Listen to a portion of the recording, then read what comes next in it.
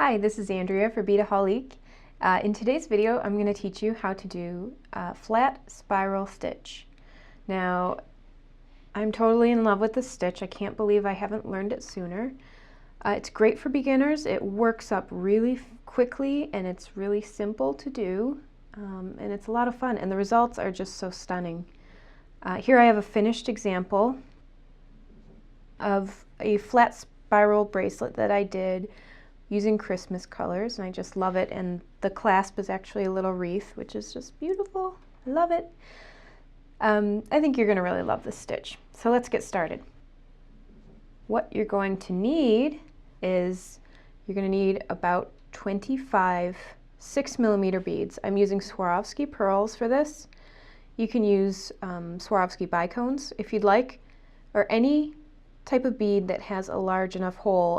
Swarovski works great, fire polish works great.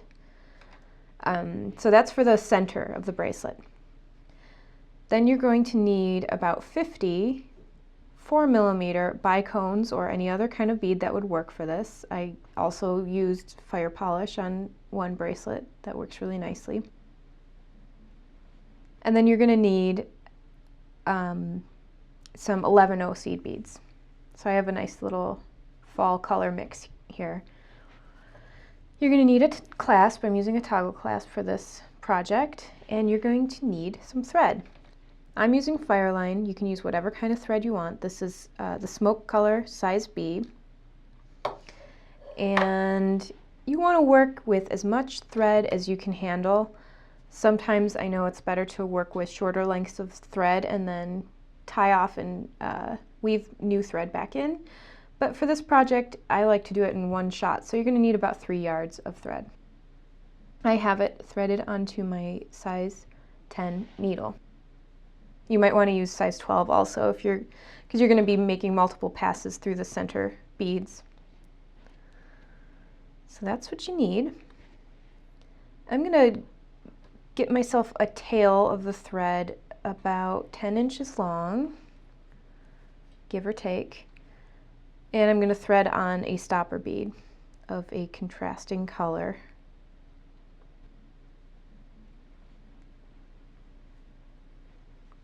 So move that about 8 to 10 inches away from the tail. And you're going to thread on your first 2 center beads. So 2 6mm beads. Like I said, I'm using the Swarovski pearl in a gold color. Bring those all the way down. Now you're going to pick up 5 11/0 seed beads, 1 4mm bicone, and 5 more seed beads.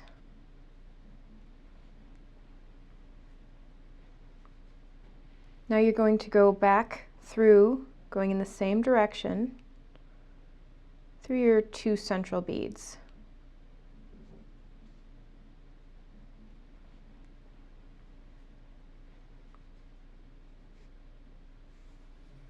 You're going to do this again, pick up 5 beads, 5 11/0 beads, 1 4mm bead, and 5 more 11/0 beads. And once again, you're going to do the same thing. You're going to just go up through, going the same direction as both stitches so far, through the 2 center beads.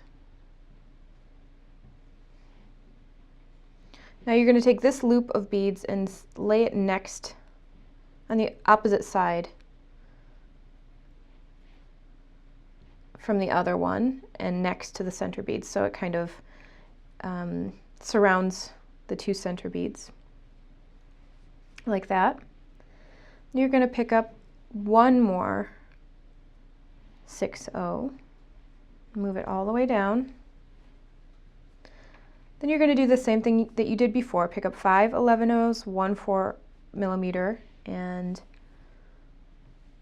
5 more 11/0s. And this time you're going to go back through the last 2 6mm center beads, so the new one that you just added and the one previous to that.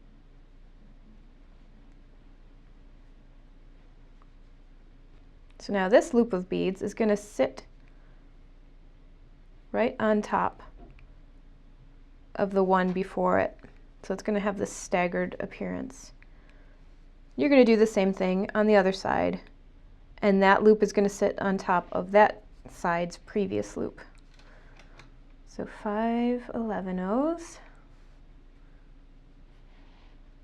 1 4mm, and 5 more. Once again, you're going up through only 2 beads, not all 3.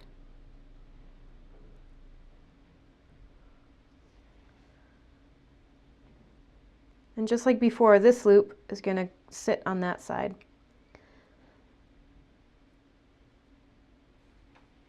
So I'm going to make one more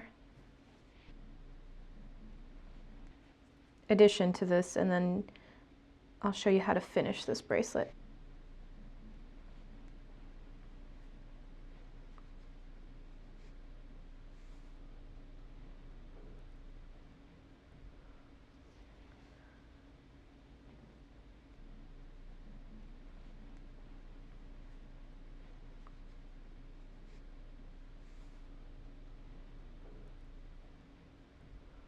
See why it's important to have a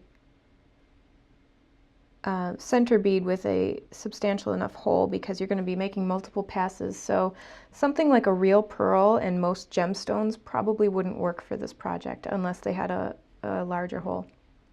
So you're going to keep going on like this until you have about, I'd say anywhere from 23 to 25 beads in the center row. So I have one that's almost completed here.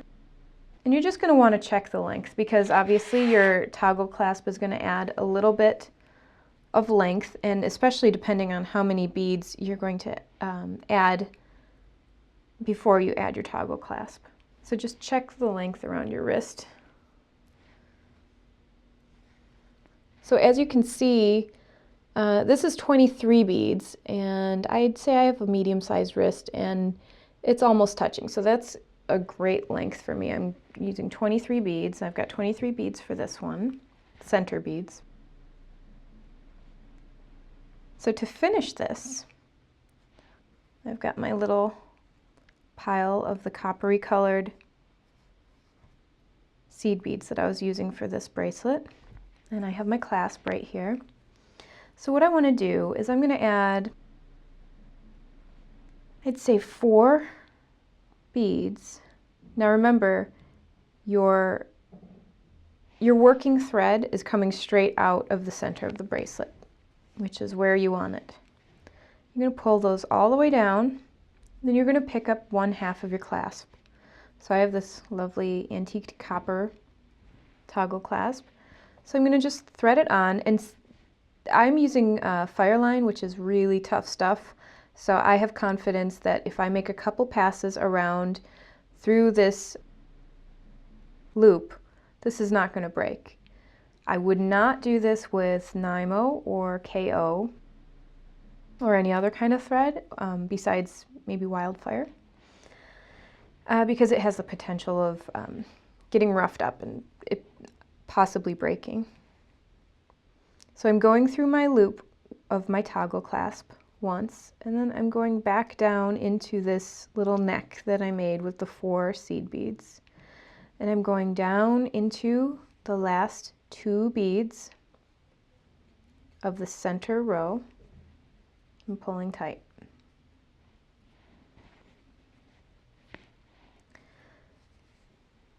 Now I'm going to take my working thread up one of the side loops, doesn't matter which one.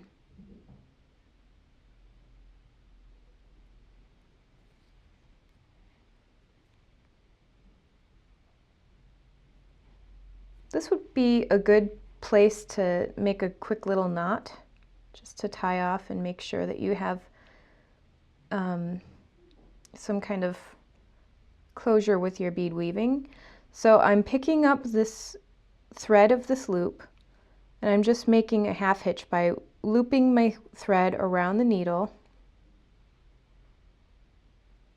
and pulling tight. Now that knot that I just made is going to be hidden in this row of beads.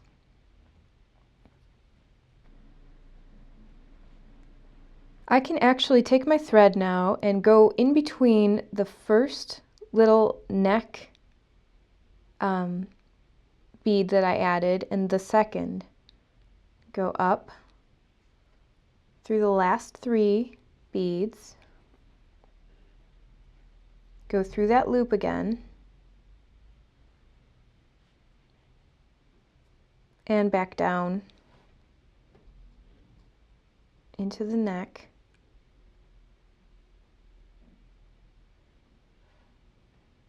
Out after the 3rd bead. I'm going to go down the other end, the other side of the loop.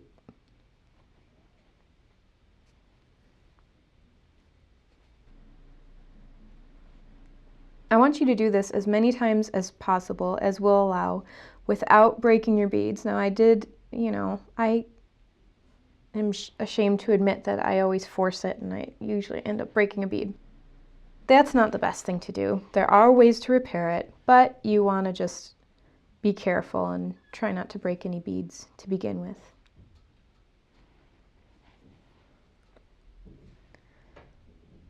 So if this was your finished bracelet, I would attempt to go through one more time. But since I'm just showing you how to add the clasp right now, 2 will be sufficient. So I'm going to trim my thread. I'm going to cut my thread off of my needle and add this needle to the other side. Since on this side I'm adding the loop half of my toggle, I don't need so many beads in the neck. I'm only going to use 2, in fact. The reason you need more on the other side is because you need a longer neck for your toggle clasp to be able to, the bar part of your toggle clasp to be able to bend so it can fit all the way through. Okay, I'm going to pick up 2 more seed beads, and this is going to be the neck of this end of the bracelet to add my toggle clasp. Push those all the way down. I'm going to do essentially the same exact thing that I did on the other side.